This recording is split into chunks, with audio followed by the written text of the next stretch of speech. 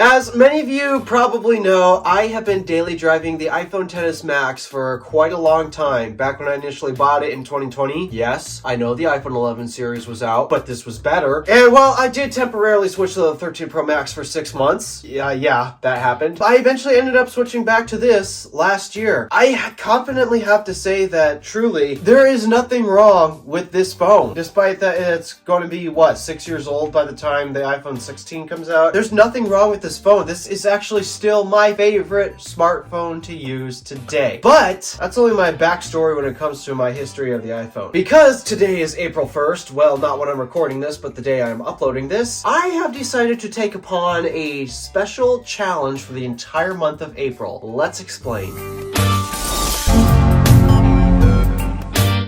Viewers who watched me before the Random Alpha Gadgets days, like I'm talking before this channel even existed, you guys heard of the Random Alpha, that one channel that I kind of stopped uploading to for quite a while because, unfortunately, nothing fun has been going on in my life. Back on that channel, you guys might happen to remember that I used to use an Android phone for a bit of time. And actually, even before I had gotten my first smartphone, I had always been an Android fan. You might have often seen in many of my skits, I featured this Samsung Galaxy S7 as my Android phone when I'm featuring the Android user in my skits. At the time when this phone was actually the latest and the greatest, I actually thought this was better than the iPhone. I preferred this over the iPhone once upon a time. It's just Apple kind of stole my heart with the iPhone 10, and then when the XS came out, they really stole my heart then. And then also Samsung literally started falling off a cliff in terms of impressing me. So yeah, basically I jumped ship. I was not impressed with what Samsung was doing, and to this day, I'm still not really impressed with them at all. I'm not a fan of their foldables. Their Galaxy S line is not what it used to be in terms of pack every hardware and software feature imaginable into a smartphone. They don't do that anymore. They lost me on that. So because of Samsung's downfall, and also the fact that I had switched away from Windows because I had it with Windows 10, yeah, because I jumped ship to Mac, it also made sense for me to jump ship to the iPhone as well, and this was the first iPhone that I've ever had my SIM card in. You guys might remember that I've had an iPhone 5C that I kind of used as an iPod back when my iPod Touch was having issues, but it never had a SIM in it. It never had a phone number. This was my first iPhone with an actual SIM card, phone number, etc., etc. And basically, ever since I bought this phone, I have not looked back at Android. Year after year, Android has continued to disappoint me and never really has done a great job at convincing me to switch back. Yeah, the DOJ might think that,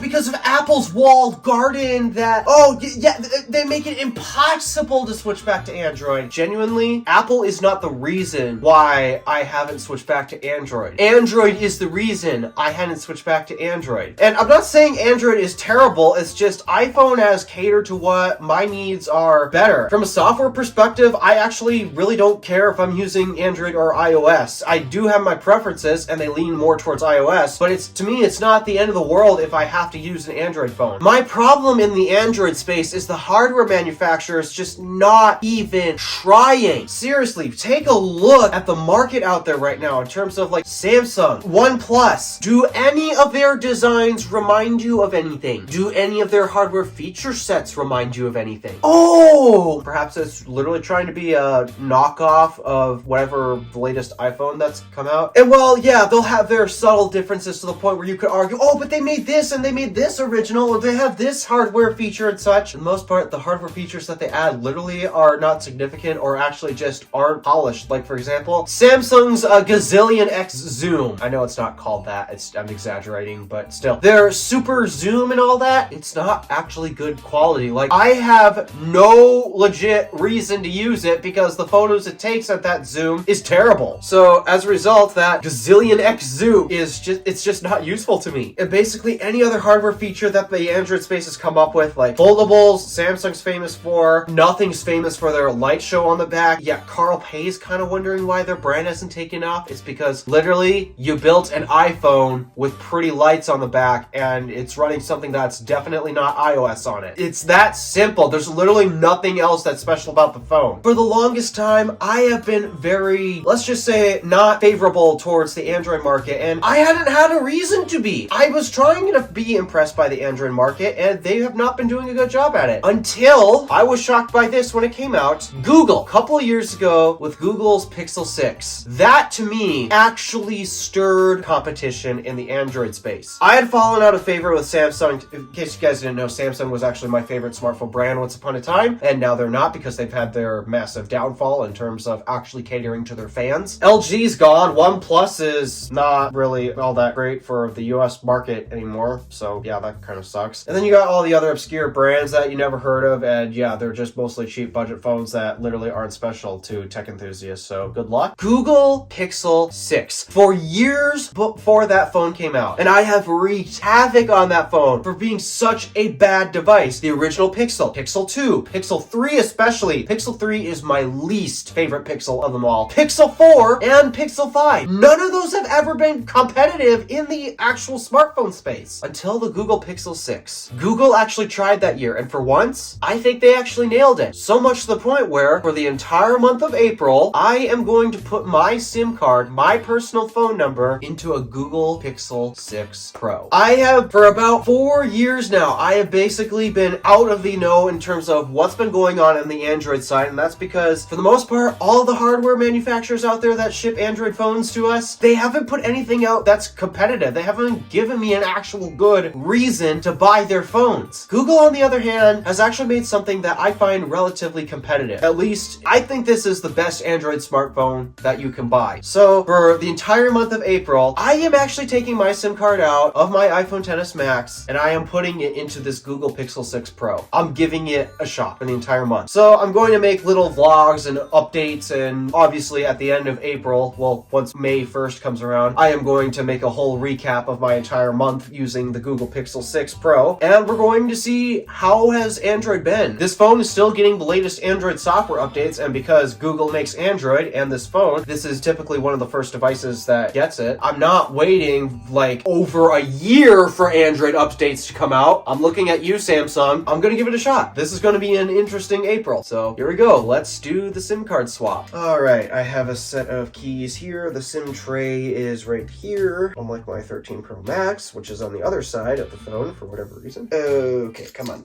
Shouldn't be that hard to pop it in. You are popped out. Okay, SIM card is out of the iPhone, and the SIM card is now in the Pixel 6 Pro. It is currently trying to activate it, so I guess I have to give it a minute, but yep, for the next month, I'm going to be using the Pixel 6 Pro. Exciting! Thank you for watching. Do me a favor and interact with the stuff below. My name is DeWolf, Random Alpha, signing out.